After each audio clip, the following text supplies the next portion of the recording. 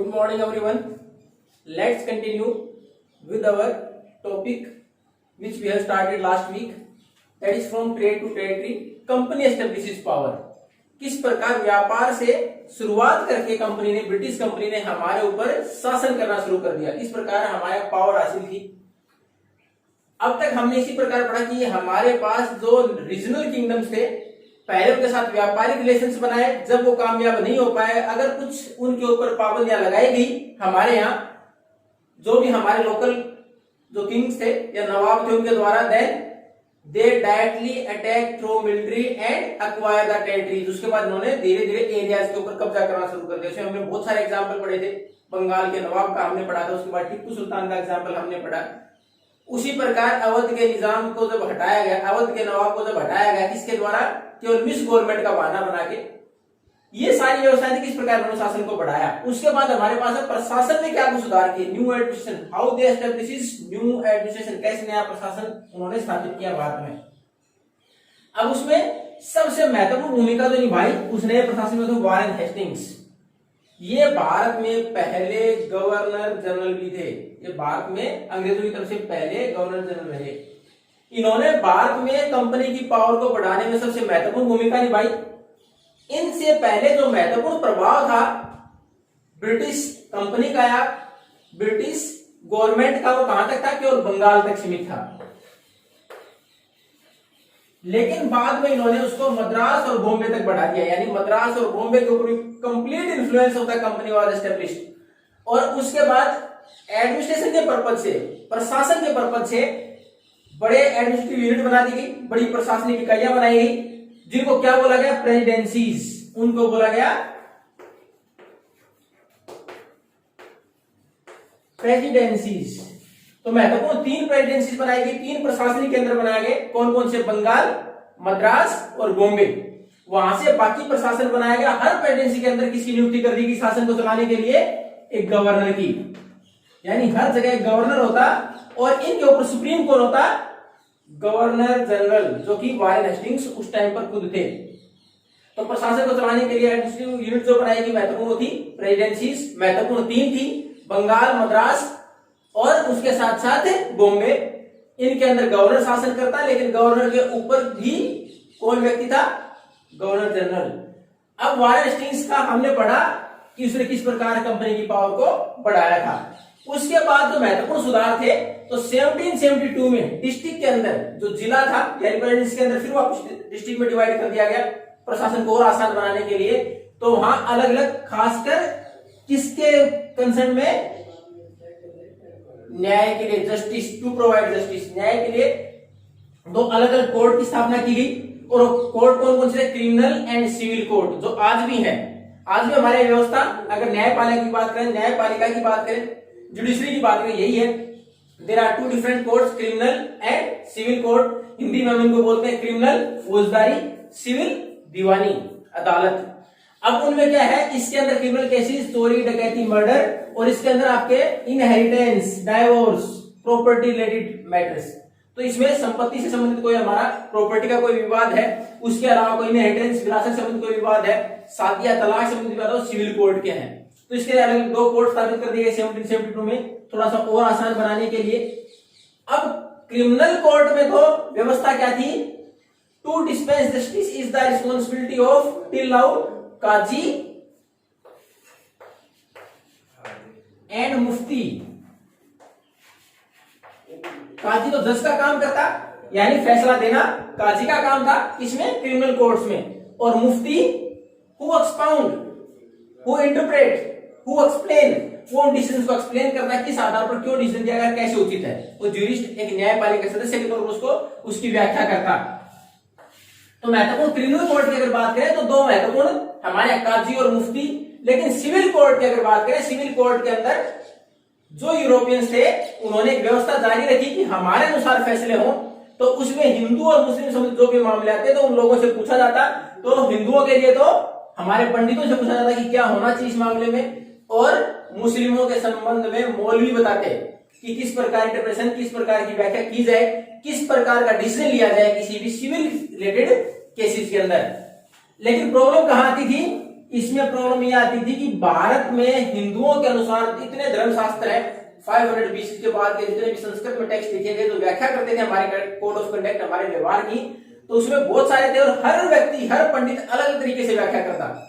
फिर इस परेशानी को देखते हुए 1775 में हमारे यहाँ 11 महत्वपूर्ण पंडितों को बुलाया गया और उनको बोला गया कि आप सारे मिलके एक कोड ऑफ कंडक्ट बनाएं जिसके अनुसार डिसीजन लिया जा सके, और उसको फिर इस बुक में आपका नाम आया है एनबी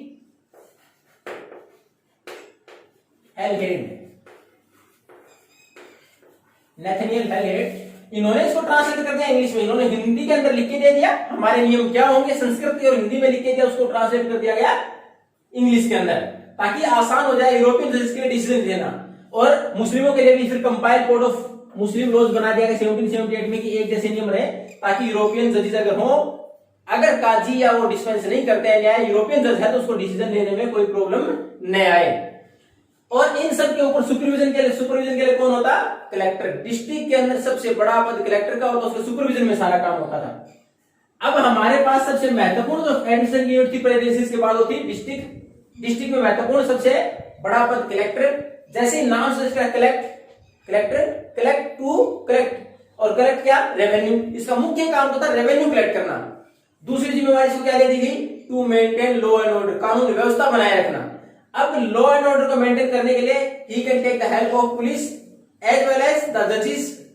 तो न्याय व्यवस्था बनाए रखने के लिए वो न्यायपालिका की मदद ले सकता था, पुलिस की मदद ले सकता था, तो उसके द्वारा डिस्पेंस हमारे अपनी जिम्मेवारियों का निर्वहन करता हो।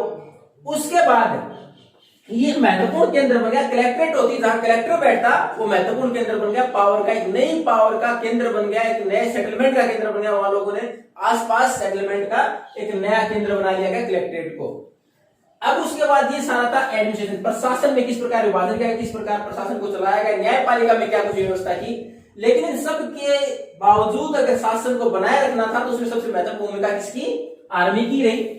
यानी आगे भी अगर शासन को बढ़ाना है, उसको मेंटेन करके रखना, तो सेना महत्वपूर्ण थी। अगर सेना की बात करें तो जब वो अंग्रेज हमारे आए और उसके बाद उन्होंने शासन व्यवस्था देखी तो हमारे यहाँ उस टाइम पर कौन थे? मुगल। और मुगलों की शासन व्यवस्था कैसी थी? मुगलों की शासन व्यवस्था थी जिसके अंतर्गत दो महत्वपूर्ण प्रकार की सेनाएं हुआ करती। सेना के दो महत्वपूर्ण अंग थे, कैवलरी और उसके साथ infantry. Cavalry which are with horse, जो घुड़सवार जिसको बोले वो कैवलरी, और इन्फेंट्री पैदल सेना। जो आज अगर हम लद्दाख वाले इश्यू की बात करें तो सबसे आगे हमारी सेना कौन सी? इन्फेंट्री है, उसको जिम्मेवारी दी गई है। तो उसी प्रकार लेकिन धीरे धीरे इन्फेंट्री की वैल्यू कम होती गई। क्यों कम होती गई? Most of the peasants are with arms. जो मुगल शासन के दौरान बहुत सारे किसान ऐसे जो हथियार रखते थे, उसके साथ जमींदारों को जिम्मेवारी दी गई थी अगर जरूरत पड़ती तो पैदल सेना वो भेजेंगे। इसलिए इन्होंने किस पर फोकस किया मुगल शासन में? इन्होंने फोकस किया कैवलरी के ऊपर, यानी केवल घुड़सवारों के ऊपर। अब उसके बाद लेकिन 18वीं सेंचुरी के बाद में ज्यादातर जो नए सक्सेसर आए मुगल शासन के अंतर्गत, उन्होंने नई व्यवस्था शुरू कर दी। ये जो इन्फेंट्री थी, जो पहले जमींदार प्रोवाइड करते थे, उन्होंने रेगुलर रिक्रूटमेंट करना शुरू कर दिया, नियुक्तियां देना शुरू कर दी और उनको ट्रेन करना शुरू कर दिया सेना के अंदर। अब इसी व्यवस्था को किसने अपना लिया? अंग्रेजों ने अपना लिया। इन्होंने रिक्रूटमेंट स्टार्ट कर दिया भारत में सेना का, जिस प्रकार मुगल करते थे। लेकिन एक बदलाव कब हुआ? 1820 में। 1820 में आप उस टाइम पर ब्रिटिश सेना कई जगह लड़ रही थी, उसमें अफगानिस्तान है, इजिप्ट है, इनके अंदर वो बर्मा है, यहां सेना लड़ रही थी। तो उस टाइम पर कैवलरी की बजाय इंपॉर्टेंट क्या हो गया? देखो पहले कैवलरी की इंपॉर्टेंस ज्यादा थी मुगल शासन में, अब इन्फेंट्री इंपॉर्टेंट होगी। इन्फेंट्री इंपॉर्टेंट क्यों हो गई? क्योंकि वहां तक अंग्रेज सेना लड़ रही थी, उनके पास दो महत्वपूर्ण गन उस टाइम पर, मस्केट और मैचलॉक, ये दोनों ही उस टाइम जो गन प्रोवाइड की गई थी उनके नाम है। तो ये तो एक हैवी गन होती थी, इन्फेंट्री चलाती सबसे आगे रहती थी मैचलॉक, जिसको कि it was ignite by the matchstick, बारूद डाल के उसके बाद माचिस से उसको चलाया जाता आगे चलाने के लिए। तो दो प्रकार के बंदूकों का इस्तेमाल किया गया। और कौन चलाते?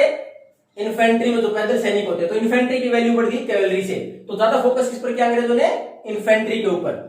फिर धीरे धीरे उन्होंने प्रशासन में और व्यवस्था को सुधार करने के लिए उन्होंने क्या किया? उसमें सुधार के लिए उन्होंने नई सेना की नियुक्तियां करनी शुरू कर दी, और किस प्रकार? यूरोपियन ट्रेंड्स के अनुसार, यूरोप में जैसी थी वैसे उनको ट्रेनिंग देना शुरू कर दिया। परेशानी कहां आई? परेशानी उनको आई जब हमारे यहाँ जाति के नाम पर, धर्म के नाम पर लोग बटे हुए थे। Individual is not able to live their own customs, प्रत्येक व्यक्ति अपने जो रीति रिवाजों को छोड़ने को तैयार नहीं था। एक सिख को ये बोला कि पगड़ी उतारे और टोपी पहने, सेना में जैसे बाकी के ऊपर लागू होता है, उसने मना कर दिया। इस प्रकार हमारे यहाँ जब सबको एक साथ लेने का प्रयास किया गया तो सबसे बड़ी प्रॉब्लम क्या आई, हमारे यहाँ जाति के नाम पर, धर्म के नाम पर लोग अपनी व्यवस्थाओं को छोड़ने को, अपने रीति रिवाज को छोड़ने को तैयार नहीं थे। और उसका एक छोटा सा एग्जाम्पल हम आगे पढ़ेंगे इसी बुक में। 1857 की रिवॉल्यूशन है जो इसी नाम पर हुई थी। तो ये थी हमारे यहाँ सेना के द्वारा किस प्रकार व्यवस्थाएं मुगल शासन से चली, किस प्रकार अंग्रेजों ने इसको अपनाया, किस प्रकार उन्होंने नई नियुक्तियां की। अब इसमें एक प्रशासन में जब हमने पढ़ा तो न्यायपालिका का छोटा सा पार्ट था। 1773 में हमारे यहाँ सुप्रीम कोर्ट की स्थापना कर दी गई थी। और उसके साथ साथ जैसे आजकल हमारे यहाँ सिविल और क्रिमिनल कोर्ट से हम कहां अपील कर सकते हैं, डिस्ट्रिक्ट कोर्ट, डिस्ट्रिक्ट कोर्ट से हाई कोर्ट, हाई कोर्ट से सुप्रीम कोर्ट। तो उसी प्रकार तब भी एक अपील के लिए कोर्ट बनाया गया था, सरदार निजामत अदालत। वहां अगर आप सिविल कोर्ट या क्रिमिनल कोर्ट के डिसीजन से सहमत नहीं है, यू कैन अपील देयर, तो आप अपील कर सकते थे। अब उसमें लास्ट कंक्लूजन, अब तक जितना पढ़ा उसका सारांश क्या है। हमने लेसन की शुरुआत की थी ट्रेड टू टेरिटरी, किस प्रकार एक व्यापारिक कंपनी से हमारे यहाँ प्रशासन की शुरुआत कर दी गई, शासन की शुरुआत कर दी गई। इसमें सबसे बड़ी भूमिका क्या रही, पहले तो अंग्रेजों ने अपनी सेना को मजबूत किया, व्यापार से धीरे धीरे क्षेत्र पर कब्जा करना शुरू किया। और आसान कैसे होगा मूवमेंट, जैसे ही स्टीम शिप का आविष्कार हो गया।